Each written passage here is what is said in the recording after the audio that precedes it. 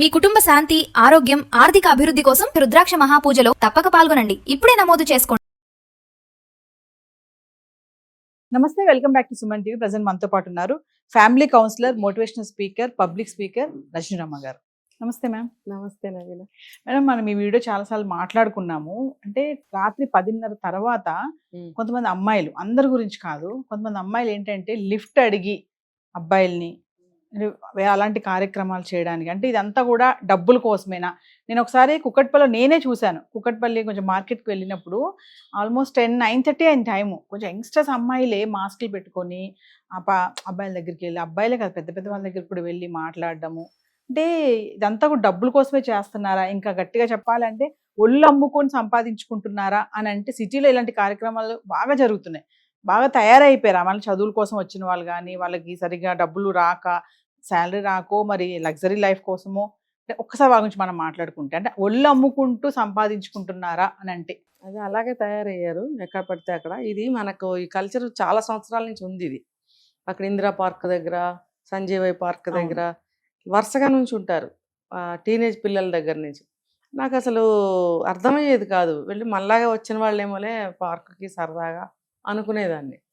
తర్వాత తెలిసింది, అరే వీళ్ళు చిన్న చిన్న పిల్లలు ఇలా ఎందుకు అయిపోతున్నారు, చదువుకోరా అని. అంటే మనం లోతుకెళ్ళి ఎప్పుడు మాట్లాడలేదు అప్పట్లో. ఏంటనంటే ఇల్లు గడవక, ఇంట్లో పేరెంట్స్కి హెల్ప్ చేయటం కోసం ఏదో ఒక ఉద్యోగం చేస్తున్నామని చెప్పి డే టైమేనావేనా, డే టైం మార్నింగ్ 10 నుంచి తీసుకుంటే, అంటే 10 o'clockకే పార్కులకి ఎవరు రాకపోవచ్చు, బట్ ఈ అవసరాల కోసం తిరిగే వాళ్ళు ఉంటారు. కాబట్టి అమ్మాయిలు ఆ టైం నుంచి ఎనీ టైం రాత్రి వరకు కనిపిస్తూనే ఉండేవారు. అంటే ఏంటంటే వాళ్ళు ఇంటి అవసరాల కోసం, ఇంటి ఖర్చుల కోసం, వాళ్ళు సంపాదించుకోవడానికి ఇట్లా చదువులు సంజలు మానేసి, తర్వాత ఏదో ఉద్యోగంలో చేరితే వాళ్ళు టైం టు టైం అక్కడ ఉండడము, తక్కువ జీతాలు, ఇట్లా వాళ్ళ ఆలోచనలు, వాళ్ళ అభిప్రాయాలు వాళ్ళకుండి ఇలా సంపాదనలో పడ్డారు. ఇప్పుడు ఏమైందంటే చేస్తే తప్పేంటి, మనకి easy money, extra money, luxuries కోసం. ఇప్పుడు ఏంటి, మనం ఈ మధ్య చాలా తెలిసినాయి మనకి, కోలివింగ్ అని, డేటింగ్ అని, ఎన్నెన్నో పేర్లు మనకు వద్దు, అవన్నీ 1,00,000 పేర్లు పెట్టుకుని ఒక పక్క నుంచి జాబ్ చేస్తూనే డబ్బు సంపాదిస్తూనే ఈ పనులు కూడా చేస్తున్నారని మనం విన్నాం కదా. ఇది ఎంత దారుణం చెప్పండి. ఇప్పుడు ఆ పిల్లలు ఇల్లు గడవక, వేరే దారి లేక, వాళ్ళు ముసుగులు ఇట్లా కట్టుకుని అలా చేసిన వాళ్ళు. ఇప్పుడు వీళ్ళు ఏంటి, ఘరానాగా, అంటే డైరెక్ట్గా తెలుస్తూనే అందరికీ ఐ డోంట్ కేర్ లాగా చేస్తున్నారు. మళ్ళీ ఇక్కడ కూడా ఈ కట్టుకోవడం. మరి మీరు అంత ఘరానాగా చేసేవాళ్ళు ఈ కట్టుకోవడం ఎందుకు? మరి మీకు ఏమైనా గడవక అంటే కాదు, extra money, easy money, luxury కోసం, ఎంజాయ్మెంట్ కోసం డబ్బు కావాలి.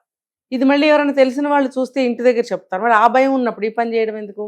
అక్కడ మీకు పరువు పోకూడదు, అక్కడ మళ్ళీ మీకు మంచి సంప్రదాయమైనట్టు సంబంధాలు రావాలి, పెళ్ళిళ్ళు చేసుకోవాలి. ఇక్కడ వాళ్ళు కోరుకోరా మిమ్మల్ని సాంప్రదాయంగా, మాకు ఒక భార్య రావాలి, ఒక మంచి ఆలోచన, ఒక మంచి పద్ధతి ఉన్న అమ్మాయి రావాలి అని వాళ్ళు కోరుకోరా? మీరు ఇలా భ్రష్టు పట్టిపోయి తర్వాత ఒక మంచి సంబంధం చూసుకుని వెళ్తే వాళ్ళ జీవితాలు ఏం కాను. మామూలుగానే ఒక అమ్మాయికి మ్యారేజ్కి ముందు ఏదైనా అఫైర్ ఉంది, తర్వాత అది వద్దు అనుకుని పెద్దలు చూసిన పెళ్లి చేసుకుంది, కాపురానికి వచ్చింది, తర్వాత భర్తగా తెలిసింది అంటేనే వాడు తన్ని తరిమేస్తున్నాడు. చాలా సమస్యలు వస్తాయి కదా. ఇక్కడ మరి దీన్ని ఏమనుకోవాలి? వీళ్ళు ఎవరిని మోసం చేస్తున్నారు, ఎవరి జీవితాలు పాడు చేస్తున్నారు? ఇది ఈజీ మనీకి అలవాటు పడిన బాపత ఇదంతా కూడా. డబ్బు డబ్బు డబ్బు. ఇప్పుడు 1,00,000 రూపాయలు ఉంటే చాలదు నవీన, 5 లక్షలు కావాలి. 5 లక్షలు ఉంటే చాలదు, 1 కోటి రూపాయలు కావాలి. ఆ ఆశలు అట్లా పెరిగిపోతున్నాయి. ఏంటంటే ప్రతి అమ్మాయికి, ప్రతి అబ్బాయికి ఒక కారు కావాలి. వాళ్ళు 5 స్టార్ హోటల్కో, పబ్కో వెళ్ళాలి, 4గురిని వేసుకుని వెళ్ళాలి. పెళ్ళి ఇప్పుడప్పుడే చేసుకోవద్దు, ఇంటికి కాస్త డబ్బు అలా పంపిస్తూ ఉండాలి. అమ్మో మా అమ్మాయి అక్కడ ఏదో చేసేస్తుంది, బోల్డ్ డబ్బు సంపాదిస్తుంది, మాకు పంపిస్తుంది అని వాళ్ళు అక్కడ చెప్పుకోవడం. వాళ్ళేమో మంచి సంబంధాలు వెతకే దాంట్లో పడటము. ఇక్కడ వీళ్ళన్నీ కానిచ్చుకుని అప్పుడు వెళ్ళి ఆ పెళ్లి చేసుకుంటే అక్కడ ఆ పెళ్లిలో కూడా వాళ్ళు నిలబడలేకపోతున్నారు. చూస్తున్నాం కదా రోజు. ఏదో ఒక గొడవ అయ్యి ఎందుకు విడిపోతున్నారు, ఎందుకు అసలు గొడవలు పడుతున్నారు అని అంటే ఇలాంటివేవో ఉంటాయి, గొడవలు పడుతూ ఉంటారు. ఇది రకరకాలు అన్నమాట. ఏముంది, అబ్బాయిల్ని పటాయించేది డబ్బులు ఏదో ఒక విధంగా. అబ్బాయిలు మరి పాడైపోలేదా? అబ్బాయిలు ఎందుకు పాడైపోతున్నారు? మరి వాళ్ళ కంట్రోల్లో వాళ్ళు ఎందుకు ఉండట్లేదు? వాళ్ళకి కూడా ఒక మర్యాద అనేది ఉండాలి కదా. ఇది మనం గతంలో ఒక వీడియో చేసాం మేడం, మీకు గుర్తుందో లేదో. అవుట్స్కట్స్ లో లిఫ్ట్ అని అడిగేసి వాళ్ళని పక్కకి తీసుకెళ్ళిపోయి వాళ్ళని బ్లాక్ మెయిల్ చేయడము, అయితే ఇప్పుడు ఏంటంటే సిటీస్లోనే మామూలుగా మనం తిరుగుతున్నటువంటి ఏరియాస్లోనే కనబడుతున్నారు. కొంచెం మీరు గమనించారో లేదో 9:30 10 గంటలకు ఎప్పుడైనా చూడండి, అక్కడక్కడ నిలబడి ఉంటారు కొంతమంది. అంటే అప్పట్లో మనకు తెలిసేది కాదు, ఏంటో అనుకునే వాళ్ళం. కానీ అసలు మీరు అన్నట్టుగానే ఇంతకుముందు అంటే వేరే, ఇప్పుడు ఏంటంటే భయపడట్లేదు.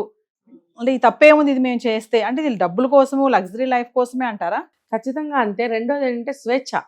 ఇప్పుడు చట్టాలు ఎన్నో లూజ్ చేశారు కదా, అంత లూజ్గా చట్టాలని వదిలిపెట్టేటప్పటికి సమాజంలో ఎలా ఉంది, విశృంఖలత్వం పెరిగిపోయింది. అది చేస్తే తప్పు కాదు, ఏం చేసినా తప్పు కాదు, ఏం చేసినా ఎవరు పట్టించుకోరు, వాళ్ళు చేయటం లేదా వీళ్ళు చేయటం లేదా, ఇలాంటి అభిప్రాయాలకు వచ్చేస్తున్నారు. డబ్బు డబ్బు డబ్బు డబ్బు చెప్పాను కదా, మనిషికి ఒక కారు ఉండాలి, మనిషికి ఒక స్టైల్, మనిషికి ఒక ఎంజాయ్మెంట్, ఇష్టం వచ్చినట్టు ట్రిప్పులు. డబ్బులు ఎక్కడి నుంచి వస్తే, వీళ్ళు సంపాదించే డబ్బులు సరిపోవు. అందుకని ఈ ఎంజాయ్మెంట్స్ కోసం అన్ని ఎంజాయ్మెంట్స్ అయిపోయిన తర్వాత, అన్ని చల్లారిన తర్వాత పాపం ఒక అమాయకుడిని చేసుకుంటారు. ఇదే నేను ఇందాక కూడా చెప్పింది. ఈ డబ్బు పిచ్చి వదలాలి. ఏం చేయడానికి? పోనీ ఏమన్నా ఒక ఇల్లు పెట్టుకున్నారా, లేదు అలా నాన్నకో అమ్మకో ఆరోగ్యరీత్యా డబ్బు లేదు అంటే ఏమన్నా పిచ్చి పని చేశారా, అలాంటివి కూడా ఎక్కడ కనపడుతున్నాయి? నాకైతే కనపడలేదు. అంటే డబ్బుల కోసం దిగజారిపోతున్నారు అని అనుకోవచ్చు. డబ్బుల కోసమే. ప్రభావం మీద ఇంపాక్ట్ ఎక్కడి నుంచి వస్తుంది? అంటే సోషల్ మీడియానా, లేకపోతే తల్లిదండ్రుల పెంపకమా, లేదంటే సొసైటీయా? ఇది పెంపకం అని చెప్పలేము, కానీ ఆ అమ్మాయిలు ఎక్కడికి వెళ్తున్నారు అనేది వాళ్ళు కనిపెట్టాలి. ఇప్పుడు ఈవినింగ్ టైమ్స్ అనుకో, నైట్ టైమ్స్ అనుకో, ఇంట్లో వాళ్ళకి తెలుస్తుంది ఆడపిల్ల ఇంట్లో ఉండాలి, అమ్మాయినా అబ్బాయినా ఆ టైంకి ఇంట్లో వచ్చి ఉంటారు. మరి వీళ్ళు పగలు చేస్తున్నారు ఈ పనులు. నేను చెప్పా కదా, మార్నింగ్ 10 నుంచి ఈవినింగ్ వరకు, ఇంకా వాళ్ళ ఇంటి దగ్గర వీళ్ళు ఉన్న టైంని బట్టి అనమాట. ఇంటికి 8ంటికి వెళ్ళాలా, 6ంటికి వెళ్ళాలా అన్న వాళ్ళ టైం చూసుకుని, వాళ్ళ టైం ప్రకారం ఆ పగల టైం అంతా బయటే ఉంటున్నారు. ఇప్పుడు సాఫ్ట్వేర్ ఉద్యోగస్తులు అనుకోండి, వాళ్ళు ఉద్యోగం చేయాలి. ఉద్యోగం చేసిన తర్వాత ఎక్స్ట్రా టైంలో లాస్ట్ ఇంటికి వెళ్ళే ముందు టైంలో ఏమైనా చేస్తున్నారంటే, ఇంటి దగ్గర ఏం చెప్తారు, నాకు ఈరోజు టీమ్ లంచ్, టీమ్ డిన్నరు, అదే టీమ్ డిస్కషన్స్, టీమ్ మీటింగ్స్. చూస్తారా ఎంత నైస్ నేమ్స్. పాపం ఆ పిచ్చి తల్లులు ఇంటి దగ్గర నిజం అనుకుంటారు.